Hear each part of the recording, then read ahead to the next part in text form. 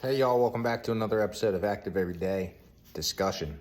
Today we're going to discuss goals and understanding where your accountability falls versus your coach.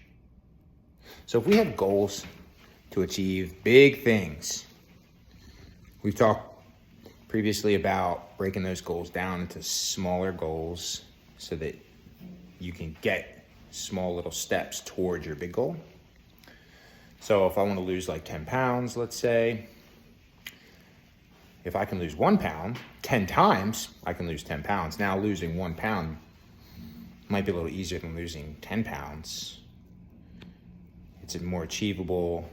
It's a smaller timeline. It's a smaller change. We might have more success if we're thinking about that first pound. If we have success with the 1 pound loss, we can replicate our strategy potentially and continue to see that same change. So let's go one step lower. Big goal at the top, sub goals here. I'm in the middle. Let's go one step lower. Let's think about foundation goals. And when I say foundation goals, I'm referring to an underlying thought process that applies to every single thing we do in life. I'm talking about learning. All the in-between time, between exercise or between meals, I'm saying exercise and meals just as two primary focuses with health and wellness interventions here. Exercise can be mobility work or, stretching, pain, reduction, anything, not just building muscle or weight loss. But, the nutrition and the exercise are kind of where we're focusing the most on. So if we think about foundation goals and learning, all the in-between time, in between the workouts, in between making meals, there is so much time spent where we could be learning. And learning doesn't always mean picking up a book or going to a website or having a conversation with a mentor or listening to a podcast or whatever ways might be like some pretty common or typical ways to learn new information. In this case, because we're searching out goals that apply to us, specifically our body, maybe our brain, related to our body, learning about ourselves is what I mean by this foundation goal. Learning how we actually react, what our patterns are like, paying attention, maybe even physically writing them down so you kind of gain an understanding of what you are. It's easy for us to kind of think back, generalize, and miss information or misremember, completely forget. So reflecting on yourself, learning on yourself, learning about yourself, learning from yourself, that's a big part of what I mean by learning. A second piece about learning is reflecting on how your meals went. If you have a strategy associated with what you're doing with your food, thinking about that. If it has to do with exercise, if you're learning new exercises or, trying a new strength goal, whatever your goal is, taking your brain, going back to that previous workout, thinking about it, reflecting on it, trying to learn from it. Some of the most valuable information that took me a while to really learn and pay attention to working with clients was how valuable that learning time, that self-reflection time is. Myself, I played sports my whole life. I thrived on being told what to do and then going and doing it, which means I had to pay attention a lot to myself and then come back. So if you're working with a coach now, in your life, you weren't a former athlete. Even if you were, these habits may have become harder over time. But if you were never a former athlete on a sports team, got a lot of years in that game, with a coach, you may not have a similar experience to having self-reflection, self-learning about how your body's feeling. When you show up with your coach to do the workout, if they're a good coach, they're going to ask you a lot of questions. They're not meaningless, questions. They're not just like short talk questions. When we ask you how you're doing, we're asking you like, how's your brain doing? How's your body doing? How's that shoulder that normally bothers you doing? How's your energy? Did you sleep well? Did you eat today?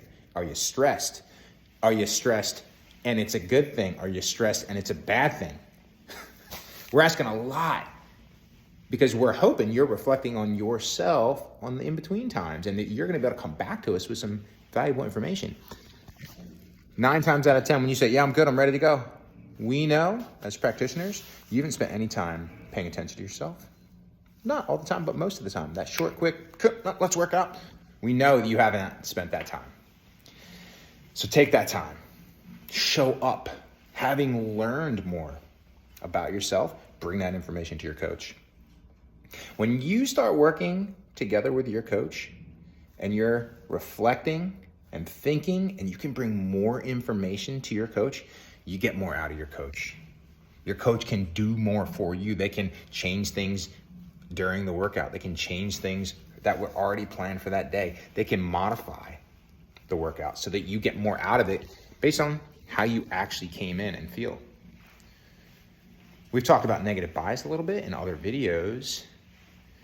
And in regards to this topic here, learning about yourself, being able to communicate well with your coach, negative biases come up here often. So we'll hit one on the head here and then we'll cut the video out. I won't keep you too long. Negative bias that comes up, ask our clients how they're doing. And they say something maybe to this effect. It's been a long day, didn't sleep well, stressful meeting, my knee's a little sore, any of these things. But I'm good to go, I'm ready, I'm ready, we can go hard. Don't change anything, I'm ready to go. Oh wait, but you just came in and said you didn't sleep well, which means you're a little more tired than normal, which means your nervous system is a little lagging, a little slow, which means your balance and coordination and your responses are going to be a little bit retarded. Your recovery is going to be a little slow, right? Your injury risk is probably going to go up a little bit. You're probably a little more dehydrated, okay? Oh, then you add on, I had a stressful day. Oh, my knee's a little sore from playing tennis the other day. But I'm okay, let's go. I'll tell you if it hurts. Oh. Does it not seem reasonable that we could then modify the workout to enhance how well you're going to perform? No, I'm okay. I'm good to go. I'll tough it out. Why? Why not work with what you've learned about yourself and how you feel as opposed to work against it, hitting it head on? I mean, that's a strategy. You can do that, crash and burn. It works for some people. They like crash and burn. Go hard, burn, go hard, burn, go hard, burn. Or you can do the other strategy, which is a little bit all the time, every day, active every day. Listen to yourself, learn about yourself, communicate with your coach, address some negative biases along the way, be open, be honest, and let that coach help elevate your capacities, your success. When you are sleepy because you didn't have all the rest you needed, when you are stressed out from whatever's happening in the work environment, when one of our body parts is a little bit pissy, a little sore, a little tender, because that's part of life. What's not going to help perpetuate long-term success is just pounding as hard as you can against those challenges in life. I'm not saying people aren't successful who do that. What I'm saying is people who do that and find success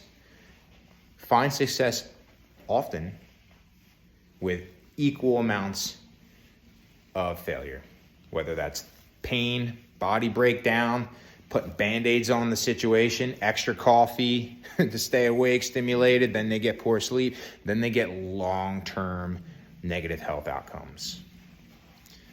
Okay, we're talking about all these little things in this discussion, but to summarize again, come back to our original point, learning the in-between times. Put the responsibility on you, and then you can put the responsibility back on to the coach to help you. Again, we're here for you, not for us. We're here to get as much information out of you as possible so we can teach you how to use it so you can be as successful as absolutely possible in whatever your goals are. If you're hanging out with somebody like me, more than likely your goals are long-term health and wellness. And in the short term, there's all types of huge victories you want to win. Career, family, sports, whatever it is, pain-free, they're all there. But they all tie into that long-term health, and they all tie into you learning something every single day. Okay, hope that helps. Hope you enjoy these little discussions. Always open to hear some topics from y'all that you want to hear discussed. And hey, stay active every day. We'll see you soon.